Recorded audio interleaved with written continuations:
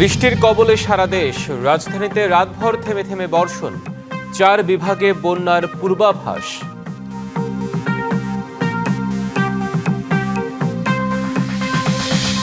বিশ্ববাজারের প্রভাবে দেশে তেলের দাম রকেট গতিতে বাড়লেও কমে কচ্ছপ গতিতে। হুট করে দাম না বাড়ানোর পরামর্শ বিশ্লেষকদের। প্রায় 2 বছর ধরে কমিটি ছাড়াই চলছে চট্টগ্রাম মহানগর যুবদলের কার্যক্রম। মূল দলের পূর্ণাঙ্গ কমিটি ঘোষণার পর আলোচনায় মহানগর কমিটি। লক্ষ্মীপুর সদর হাসপাতালে দালাল চক্রের হাতে জিম্মি, রোগী ও স্বজনরা। ব্যবস্থা নেওয়া হবে জানালো হাসপাতাল কর্তৃপক্ষ।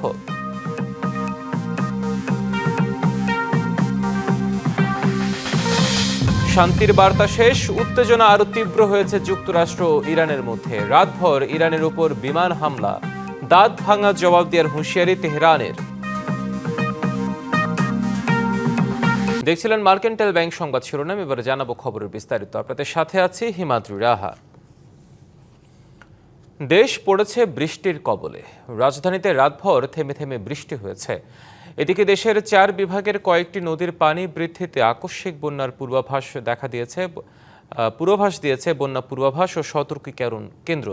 বঙ্গোপসাগরে নিম্নচাপের প্রভাবে 4 দিন ধরে দেশের বিভিন্ন স্থানে বৃষ্টি হচ্ছে। কিছু কিছু জায়গায় বৃষ্টির পরিমাণ 24 ঘন্টায় 200 মিলিমিটার ছাড়িয়ে গেছে। বুধবার চট্টগ্রামে 24 ঘন্টায় 394 মিলিমিটার বৃষ্টি হয় এবং পরিস্থিতি চলতে পারে শনিবার পর্যন্ত। এর প্রভাবে ইতিমধ্যে চট্টগ্রাম, সিলেট, ময়মনসিংহ ও রংপুর বিভাগের কয়েকটি নদীর পানি বেড়ে গেছে। বৃষ্টিতে কিছু নদীর পানি আরও বাড়তে পারে। তিস্তা নদী আগামী 24 থেকে 48 ঘন্টার মধ্যে বিপদসীমা অতিক্রম করতে পারে। একই সঙ্গে সুরমা, কুশিয়ারা, গোমতী, মুহুরী, ফেনী, সাঙ্গু, মাতামুহুরী, দুধকুমার, ধরলা সহ কয়েকটি নদীর পানি দ্রুত বাড়ার আশঙ্কা আছে। এদিকে সব সমুদ্র বন্দরকে 3 নম্বর স্থানীয় সতর্ক সংকেত দেখিয়ে যেতে বলা হয়েছে। বঙ্গোপসাগর অবস্থানরত সব মাছ ধরার নৌকা ও ট্রলারকে পরবর্তী নির্দেশ না দেওয়া পর্যন্ত উপকূলের কাছাকাছি থেকে সাবধানে চলাচল করতে বলা হয়েছে।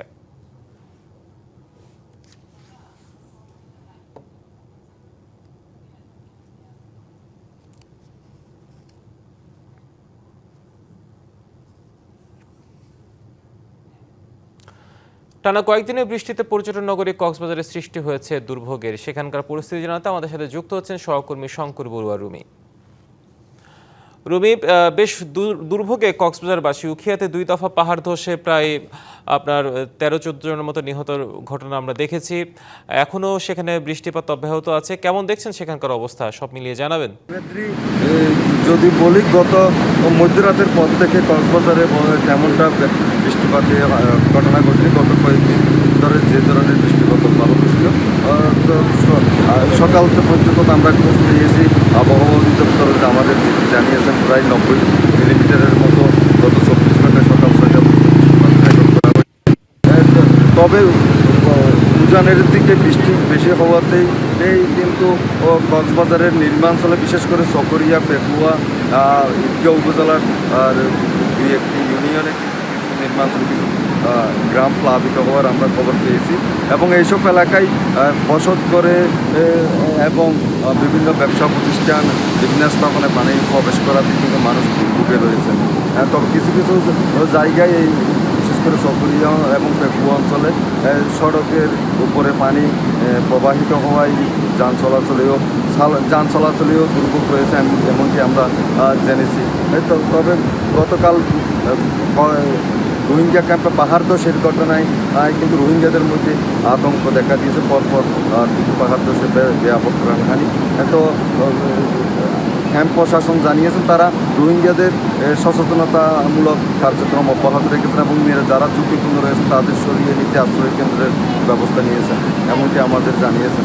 তবে বৃষ্টিপাত আগামী 11 তারিখ পর্যন্ত এ ধরনের ভারী এবং অতি ভারী বৃষ্টিপাত অব্যাহত থাকবে আবহাওয়া অধিদপ্তর এমনকি জানিয়েছেন। এবং সাগর উত্তাল থাকায় কক্সবাজার সমুদ্র বন্দরকে 3 নম্বর সতর্কতা সংকেত দেখাতে বলা হয়েছে। এবং এই বৈরী আবহাওয়ার কারণে কিন্তু সাগরের ঢেউর উচ্চতা স্বাভাবিকের চাইতে 1-1.5 ফুটের মতো বেশি বলে আবহাওয়া অফিস আমাদের তথ্য দিয়েছেন। তবে অতি ভারী বৃষ্টি এবং ভারী বৃষ্টি বর্ষণ হলেই এই কক্সবাজার অঞ্চলে বিশেষ করে পাহাড় ধসের আশঙ্কা থেকে যায় এবং সেই আশঙ্কা থেকে জেলা প্রশাসন ইতিমধ্যে পাহাড়ি এলাকায় যারা বসবাস করছে তাদের নিরাপদে সরিয়ে নিতে এবং সতর্কতামূলক অবস্থান নিতে কিন্তু মাইকিং সহ নানাভাবে প্রচারণা করেছেন এবং দুর্যোগপূর্ণ এলাকাগুলোতেই কিন্তু আশ্রয়কেন্দ্র প্রস্তুত রাখা সহ সার্বিক প্রস্তুতির কথা জেলা প্রশাসন আমাদের জানিয়েছেন। ইমাদ্রি কক্সবাজার থেকে এই ছিল সর্বশেষ। শঙ্কর, ধন্যবাদ আপনাকে আমাদের সাথে যুক্ত হওয়ার জন্য। আমাদের আরেক সহকর্মী সৈকত রঞ্জন চৌধুরী যুক্ত হয়েছেন রাঙামাটি থেকে। সৈকত, আপনার ওখানে বেশ বৃষ্টি হচ্ছে দেখা যাচ্ছে এবং ইতিমধ্যে সাজেকে প্রায় 5 শতাধিক পর্যটক আটকা পড়েছে। আসলে তাদের ব্যাপারে কোনো সিদ্ধান্ত আছে কিনা, প্রশাসনের তৎপরতা কেমন দেখছেন, যেহেতু সেখানে পাহাড় ধসের ঝুঁকি আছে, নিম্নাঞ্চলে জলজটেরও ঝুঁকি আছে?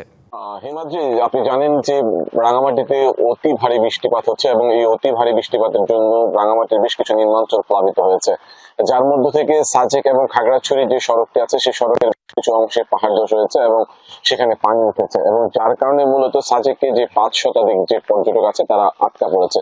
তাদেরকে মূলত এখানকার যে হোটেল মালিক সমিতি আছে তারা তাদেরকে খাবার দাবার থেকে শুরু করে তাদেরকে যে রাখার যে ব্যবস্থা আছে সেটি রাখা হয়েছে এবং যেহেতু আপনারা জানেন যে সাজেকে বেশ পানি পাওয়াটা হচ্ছে অনেক বেশি কঠিন এবং পানিগুলো অনেক টাকা দিয়ে কিনে নিতে হয়, সেজন্য শুধুমাত্র পানির দামটি যারা পর্যটক আছে তারা শুধু পরিশোধ করে সেখানে থাকতে পারছে, সেজন্য তাদেরকে আলাদা করে কোনো হোটেল ভাড়া বা অন্য কোনো কিছু দেওয়ার প্রয়োজন নেই। তো স্থানীয় যেহেতু এখানকে আসতে হলে যে একটা প্রশাসনের স্পট দিয়ে তাদেরকে মূলত এই পর্যটকদেরকে নিয়ে আসা হয়, সে যেহেতু পানি এখনো পর্যন্ত কমা শুরু করেছে, যদিও এখনো পুরোপুরি কমেনি, সেজন্য তারা স্কোর আনতে পারেনি। যদি পানি শুকিয়ে যায় তাহলে তারা বলছে যে তারা আজকে যে স্কোর আছে সেই স্কোরটি নিয়ে তারা আজকে পর্যটকদেরকে রওনা দিতে পারবেন। তবে সেটি এখন নির্ভর করছে যে পথের মধ্যে যে পানি আছে সে পানি যদি কতটুকু কমে তার উপর নির্ভর করছে। আরেকটি বিষয় হচ্ছে যে এখানে পাহাড় ধসের যেহেতু ঝুঁকি রয়ে গেছে, সেজন্য ঝুঁকিপূর্ণ যারা বসবাস করছে তাদেরকে আশ্রয়কেন্দ্রে নিয়ে যাওয়ার জন্য জেলা প্রশাসন মাইকিং করছে, সচেতনতামূলক নানা ধরনের কাজ করছে, যদিও বা স্থানীয়দের মাঝে সেটি নিয়ে আসলে খুব একটা বেশি আগ্রহ দেখা যাচ্ছে না। কারণ যেমন আমরা যখন গতকাল রাতেও আমাদের কাছে যে তথ্য দিয়েছে জেলা প্রশাসন, সেখানে 204টি যে আশ্রয়কেন্দ্র খোলা হয়েছে পুরো রাঙ্গামাটি জেলায়, সেখানে আছে 804 জন আশ্রয় প্রার্থী সেখানে আশ্রয় নিয়েছে। অধিকাংশ মানুষই কিন্তু এখনো ঝুঁকিপূর্ণ ভাবে বসবাস করছে। যারা আশ্রয় কেন্দ্র আছে তাদেরকে জেলা প্রশাসন বা দুর্যোগ মন্ত্রণালয় থেকে তাদেরকে খাবার সরবরাহ করা হচ্ছে। এবং আপনি জানেন যে পার্বত্য চট্টগ্রাম বিষয়ক মন্ত্রণালয়ের যে প্রতিমন্ত্রী তিনিও গতকাল রাতে এখানে আশ্রয় কেন্দ্র পরিদর্শন করেছেন এবং একই সাথে 299 নং সংসদীয় আসনের যিনি সংসদ সদস্য আছেন তিনিও এসেছেন এবং আশ্রয় কেন্দ্রে যারা ঝুঁকিপূর্ণ ভাবে যারা বসবাস করছেন তাদেরকে বারবার করে অনুরোধ করা হচ্ছে যে যাতে ঝুঁকিপূর্ণ স্থান ত্যাগ করে তারা যাতে আশ্রয় কেন্দ্রে নিয়ে যাওয়া হয়। যদিও বা তাদের যেহেতু নিজস্ব কিছু পশু পাখি থাকে এবং তাদের মালামাল থাকে, সেগুলো নিরাপত্তার কথা চিন্তা করে তারা আশ্রয় কেন্দ্রে খুব কম যেতে চাচ্ছে। তবে প্রশাসন চেষ্টা করছে যে তাদেরকে দ্রুততম সময়ে যাতে আশ্রয় কেন্দ্রে নিয়ে যাওয়া যায়।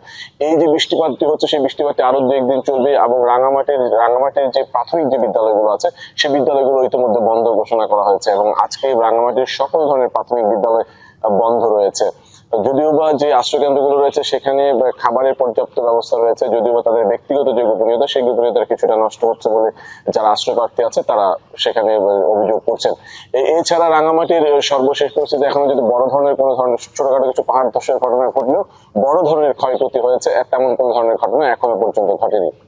হিমাদ্রি, ধন্যবাদ সৈকত আপনাকে যুক্ত হওয়ার জন্য আমাদের সাথে। বিশ্ববাজারে জ্বালানি তেলের দাম বৃদ্ধি পেলে দেশের বাজারে তা বাড়তে সময় লাগে না এক মুহূর্ত, কিন্তু কমলে তা কার্যকরে দেখা যায় চরম ধীরগতি।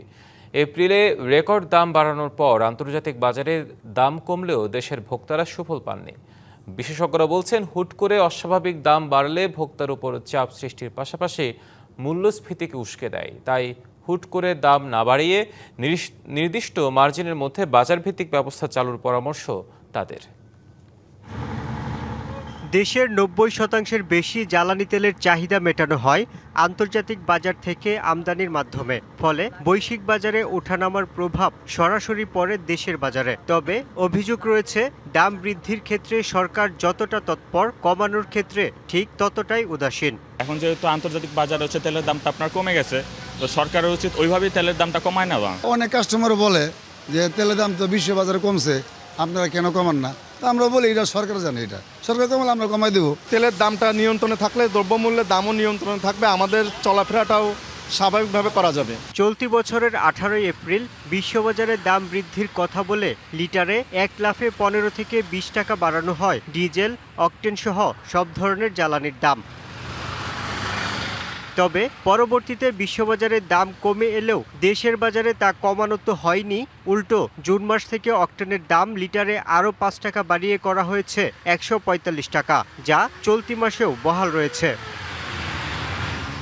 নীতি নির্ধারকদের এমন সিদ্ধান্তে অসন্তুষ্ট অর্থনীতিবিদরা। তাদের মতে হুট করে দাম বাড়ালে উৎপাদন খরচ ও পরিবহন ভাড়া বেড়ে যায়, আর এর সরাসরি প্রভাব পড়ে নিত্যপণ্যের বাজারে। জ্বালানির সাথে সংশ্লিষ্ট যে জায়গাগুলো রয়েছে সে সমস্ত বিভিন্ন জায়গায় কিন্তু সুযোগ রয়েছে, কিন্তু কৃচ্ছ্রতা সাধনের এবং অর্থ সাশ্রয় করার বড় ধরনের সুযোগ রয়েছে, এবং সেই জায়গাগুলোকে যদি আমরা কাজে লাগাতে পারি তাহলে কিন্তু আমাদের ওই জ্বালানি তেলের উপরে যে চাপটা সেই চাপটা কিন্তু কমে আসবে। বিশেষজ্ঞদের মতে বৈশ্বিক সংকটে আন্তর্জাতিক বাজারে দাম হুটহাট ওঠানামা করায় হঠাৎ করে দেশের বাজারে তা পুরোপুরি সমন্বয় করা কঠিন। খুব বেশি বাড়া কমার মধ্যে না, যে মোটামুটি একটা মার্জিনে যদি আমরা রাখতে পারি, যে খুব বাড়লেও খুব বেশি বাড়বে না, কমলেও খুব বেশি কমলো না, এরকম একটা মার্জিনে রেখে তারপরে যদি আমরা আস্তে আস্তে বাজার ভিত্তিক ব্যবস্থাপনার দিকে যেতে পারি, সেটা হচ্ছে আসলে জাস্টিস করা। জ্বালানির দাম স্থিতিশীল রাখা ও ভর্তুকি কমাতে অপচয় ও চুরি বন্ধের তাগিদ বিশেষজ্ঞদের। একই সাথে তারা জোর দিচ্ছেন একটি প্রতিযোগিতামূলক বাজার ব্যবস্থা গড়ে তোলার উপর। Yusuf Rana, DBC news, Dhaka. Committee ছাড়াই চলছে চট্টগ্রাম মহানগর যুবদলের কার্যক্রম। বিলুপ্তি প্রায় 2 বছর পার হলেও হয়নি নতুন কমিটি। সম্প্রতি পূর্ণাঙ্গ কমিটি ঘোষণার পর নতুন করে আলোচনায় মহানগর যুবদলের নাম। এর মধ্যে শীর্ষ পদ পেতে কেন্দ্রে দৌড়ঝাঁপ শুরু করেছেন পদ প্রত্যাশীরা। পদ পেতে মরিয়া সাবেক ছাত্রনেতারাও। 2018 সালের 1 জুন মোশাররফ হোসেন দীপ্তিকে সভাপতি ও মোহাম্মদ শাহেদকে সাধারণ সম্পাদক করে চট্টগ্রাম মহানগর যুবদলের 5 সদস্যের কমিটি ঘোষণা করা হয়। একই বছরের অক্টোবরে 231 সদস্যের পূর্ণাঙ্গ কমিটি করা হয়। 2024 সালের সেপ্টেম্বরের শেষের দিকে কমিটি বিলুপ্ত ঘোষণা করে কেন্দ্রীয় যুবদল। এরপর 2025 সালের জানুয়ারিতে আহ্বায়ক ও সদস্য সচিব পদে আগ্রহীদের রাজনৈতিক বৃত্তান্ত জমা নেওয়া হয়, যেখানে আবেদন করেন প্রায় অর্ধশতাধিক নেতা। সাক্ষাৎকার নেওয়া হলেও 1 বছর 3 মাসের বেশি সময় পেরিয়ে গেলেও নতুন কমিটি ঘোষণা করা যায়নি। এতে হতাশা তৈরি হচ্ছে পদ প্রত্যাশীদের মাঝে। কেন্দ্রের কাছে আমাদের প্রত্যাশা থাকবে যে আমরা যারা দীর্ঘদিন আমাদের রাজপথে যারা পরীক্ষিত যে নেতাকর্মীরা রয়েছেন, সেই হিসেবে আমি চাই শিক্ষিত, মার্জিত এবং সৎ নেতৃত্ব যেন আসে। কিছু জায়গায় আমরা দেখতে পাচ্ছি যে এমন কিছু লোক মিছিল করছে যারা ধরেন কোনো জায়গায় দেখছে যে কিশোর গ্যাং অথবা এরকম ধরে আওয়ামী লীগের আগে মিছিলে ছিল, এরকমও কয়েকজন এখানে ঢুকে যাচ্ছে। তো এটি চেইন আপ আমাদের একটা কমিটি হয়ে যায়, তাহলে এগুলো থাকবে না। নতুন কমিটির শীর্ষ পদে আলোচনায় আছেন চট্টগ্রাম মহানগর যুবদলের সাবেক সাধারণ সম্পাদক মোহাম্মদ শাহেদ, স্বেচ্ছাসেবক দলের সাবেক সভাপতি HM রাশেদ খান, যুবদলের সাবেক সিনিয়র সহসভাপতি ইকবাল হোসেন ও শাহেদ আকবরের নাম। দৌড়ে আছেন সাবেক ছাত্র নেতারাও। এর মধ্যে চট্টগ্রাম বিশ্ববিদ্যালয় ছাত্রদলের সাবেক সাধারণ সম্পাদক শহীদুল ইসলাম শহীদ, চট্টগ্রাম মহানগর ছাত্রদলের সাবেক সহসভাপতি সৈয়দ রাজিবুল হাসান রানা সহ বেশ কয়েকজন সাবেক ছাত্র নেতার নাম রয়েছে আলোচনায়। আমরা ছাত্রদলের রাজনীতির পরবর্তীতে গিয়ে আমরা আজ পর্যন্ত একটি পরিচয় চাই, যেখানে দল আমাদেরকে পরিচয় দিবে, সাংগঠনিক কাজ করার অনেক সুযোগ সুবিধা সৃষ্টি করে দিবে। যারা সাবেক ছাত্র নেতা আছে তাদেরকে তাদের ইমেজ, তাদের সাংগঠনিক দক্ষতা এবং অভিজ্ঞতাকে প্রাধান্য দিবেন। যারা রাজপথে ছিল, জিয়া পরিবারের সাথে সাথে বাংলাদেশ জাতীয় দল বিএনপির আদর্শকে তারা ধারণ করে ফেসিবাদী সরকারের বিরুদ্ধে যারা লড়াই করেছে, আন্দোলন সংগ্রাম করেছে, তাদেরকে মূল্যায়ন করে একটি শক্তিশালী কমিটি যাতে আমরা উপহার দেওয়া হোক। দ্রুত সময়ের মধ্যে কমিটি ঘোষণা হতে পারে। পাশাপাশি দলের সুনাম নষ্ট হয় এমন কাউকে দলে না ফেরানোর তাগিদ নেতাদের। তারেক রহমানের চিন্তার পরিকল্পনার যে বাংলাদেশ গড়া, সেই বাংলাদেশ গড়ার কর্মী হিসাবে যারা কাজ করতে পারবে, স্বচ্ছ ভাবমূর্তি যাদের আছে, তাদেরকে দিয়ে অতি দ্রুত সময়ে চট্টগ্রামে যুবদলের কমিটিটা হবে। দীর্ঘদিন রাজপথে লড়াই সংগ্রামে সামনে থেকে নেতৃত্ব দিয়েছে বিএনপির এই অঙ্গ সংগঠন। তাই মামলা হামলার পাশাপাশি ত্যাগী ও পরিচ্ছন্ন নেতাকর্মীদের মূল্যায়নের দাবি তৃণমূলের। Mujibul Haque, DBC news, Chittagong. লক্ষ্মীপুর সদর হাসপাতালে দালাল চক্রের দৌরাত্মে জিম্মি রোগী ও স্বজনরা। বেসরকারি হাসপাতাল ও ডায়াগনস্টিক সেন্টারের এইসব দালালের খপ্পরে পড়ে অনেকে সরকারি স্বাস্থ্যসেবা থেকে বঞ্চিত হচ্ছেন। রোগীদের বিভিন্ন প্রলোভন দেখিয়ে বাইরে নিয়ে যাওয়ার অভিযোগ উঠেছে তাদের বিরুদ্ধে। এ ব্যাপারে প্রয়োজনীয় ব্যবস্থা নেওয়ার কথা জানিয়েছে হাসপাতাল কর্তৃপক্ষ। প্রতিদিন নানা রোগে আক্রান্ত হয়ে প্রায় ১২০০ থেকে ১৫০০ রোগী চিকিৎসা সেবা নিতে যান লক্ষ্মীপুর সদর হাসপাতালে। হাসপাতাল জুড়ে সক্রিয় দালাল চক্রের দৌরাত্ম্য। সেবা নিতে গিয়ে তাদের খপ্পরে পড়ে ভোগান্তির শিকার হচ্ছেন রোগী ও স্বজনরা। এমনই একজনকে দেখা গেছে রোগীদের একটি নির্দিষ্ট ডায়াগনস্টিক সেন্টারে পাঠাতে নানা চেষ্টা চালাচ্ছেন। এছাড়া চিকিৎসকদের চেম্বারের সামনে কিছু ব্যক্তিকে রোগীর চিকিৎসাপত্রের ছবি তুলতে দেখা যায়। ডিবিসি নিউজের ক্যামেরা দেখে তারা দ্রুত সটকে পড়ার চেষ্টা করেন। পরিচয় দেন ওষুধ কোম্পানির প্রতিনিধি হিসেবে। ভিজিট করে এই জন্য দেখতে হয় যে আমাদের কোনো প্রোডাক্ট ডাক্তারে লেখে কিনা, এই তো ভিজিট করার আছে, অনুমতি আছে। এদিকে চিকিৎসাপত্র দেখতে বাধা দেয়ায় রোগীর স্বজনের ওপর হামলা ও মোবাইল ফোন ভাঙচুরের অভিযোগ উঠেছে ফার্মেসি ও ওষুধ কোম্পানির প্রতিনিধির বিরুদ্ধে। নিচে আসার সময় একটা ছেলে আমারে সিঁড়ির মধ্যে আমার হাত চাবি ধরে বলতেছে আমি ওর এটা দিতাম, ও এটা দেখবে। একটু দূরে যাওয়ার পরেও আমার গালিগালাজ করে। একটা ছেলে আমার পিছন থেকে জড়ায় ধরে সিঁড়ির মধ্যে চাইছে, ও আমার হাত থেকে মোবাইলটা ভেঙে ফেলে। রোগীর সঙ্গে অসৌজন্যমূলক আচরণ সহ আছে নানা অভিযোগ। সরকারি সেবা যারা নিযুক্ত আছে ওনাদের কিছু কিছু লোকের যে আচার ব্যবহার, এটা আমরা ওনাদের কাছে সরকারি সাধারণ মানুষ হিসেবে কখনো কাম্য করি না। যারা আগুনে গোপনে টাকা দিবে তাদের ভিতরে সকালে ঢুকে দিবা, সিরিয়ালে যারা দাঁড়া থেকে এগুলো কোনো কার্যকলাপ নেই। ৪-৫ রোগী আমাদেরকে সিরিয়ালের আগে ডাক্তার সাহেব উনি বাইরে চলে গেছে। হাসপাতাল কর্তৃপক্ষ জানায় দালাল চক্রের বিরুদ্ধে ব্যবস্থা নিতে জেলা প্রশাসন ও সংশ্লিষ্টদের অবহিত করা হয়েছে। রোগীর অভিযোগ দিতে বলেন যে উনি রোগীর কাছ থেকে হয়তো কমিশন নিছে, অথবা যে ব্যাপারগুলো বলছে উনি রোগীরে বলেন কোন অভিযোগ দিতে, আমরা প্রশাসনিক ব্যবস্থা নিব। দালালদের বিরুদ্ধে সমন্বয় মিটিং এবং আইন শৃঙ্খলা মিটিং এ আমি ওখানে বলেছি জেলা প্রশাসক মহোদয়, পরিষদ মহোদয়, ঠিক আছে, ব্যবস্থা নেওয়ার জন্য। এর আগে কিন্তু অভিযানের মাধ্যমে 4 জনকে তারা গ্রেপ্তার করে ব্যবস্থা নিচ্ছে। সেবা প্রত্যাশীদের ভোগান্তি লাঘবে দ্রুত কার্যকর ব্যবস্থা নেওয়ার দাবি জানিয়েছেন রোগী ও স্বজনরা। DBC news desk.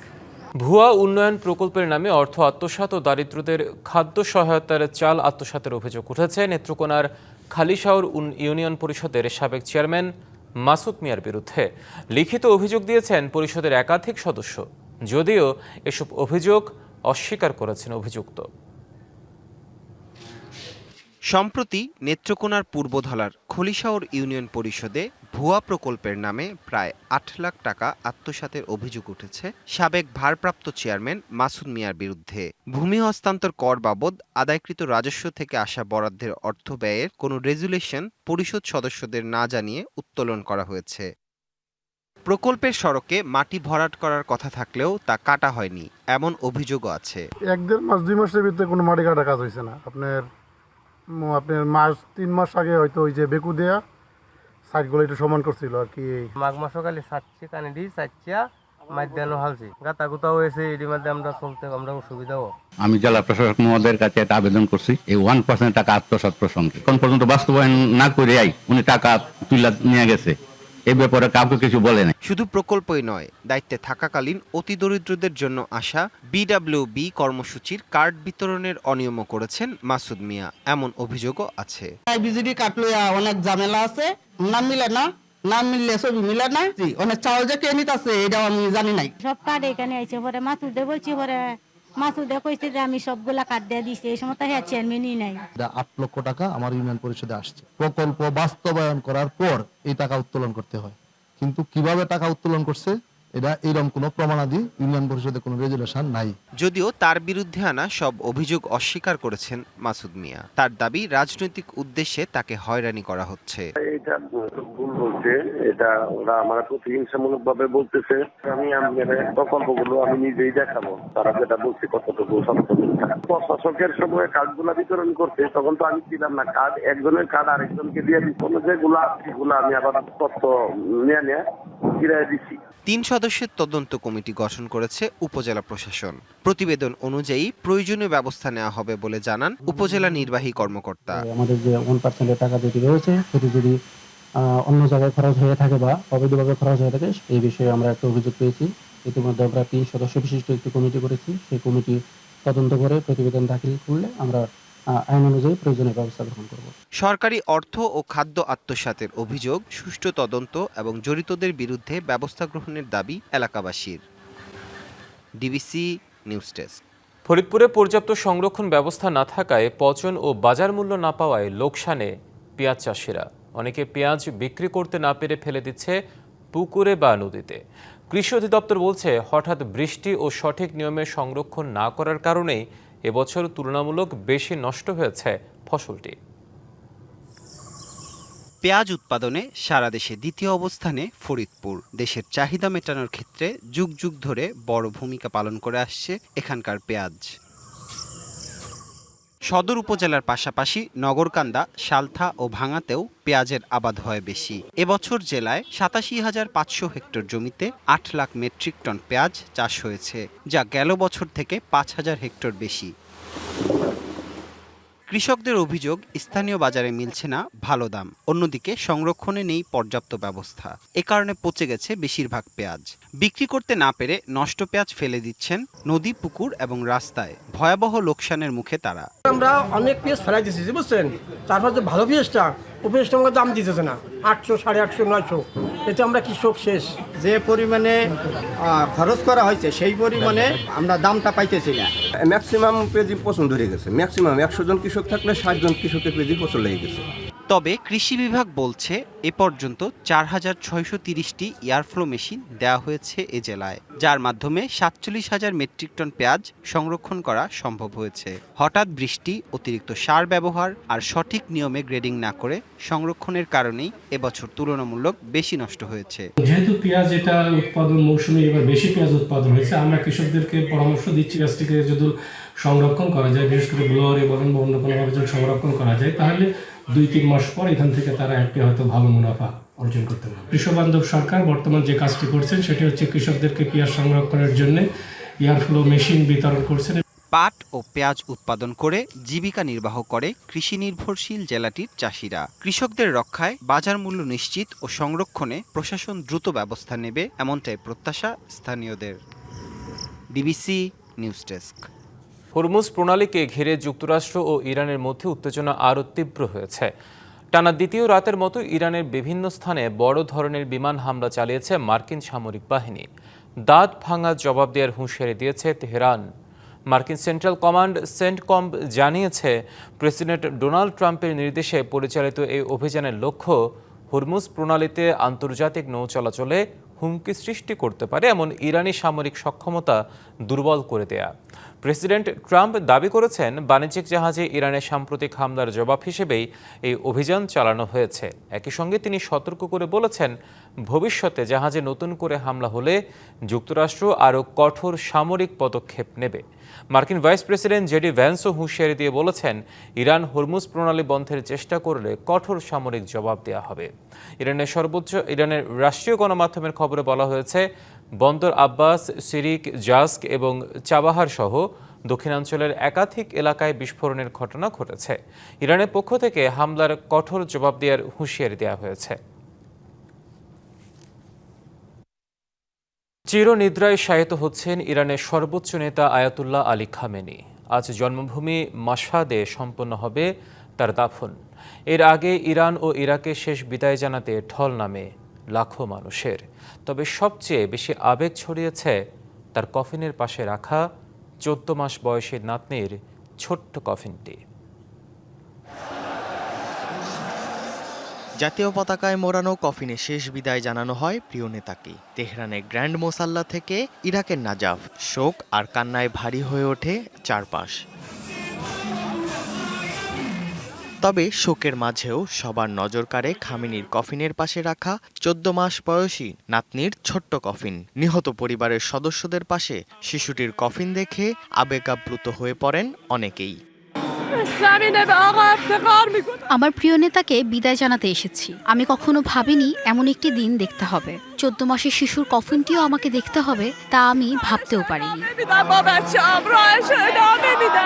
শোকের পাশাপাশি তেহরানের রাজপথে দেখা যায় ক্ষোভের বহিঃপ্রকাশ। প্রতিশোধের স্লোগানে মুখরিত জনতার মাঝে প্রিয় নেতাকে বিদায় জানিয়ে আবেগাপ্লুত হন শীর্ষ কর্মকর্তারাও।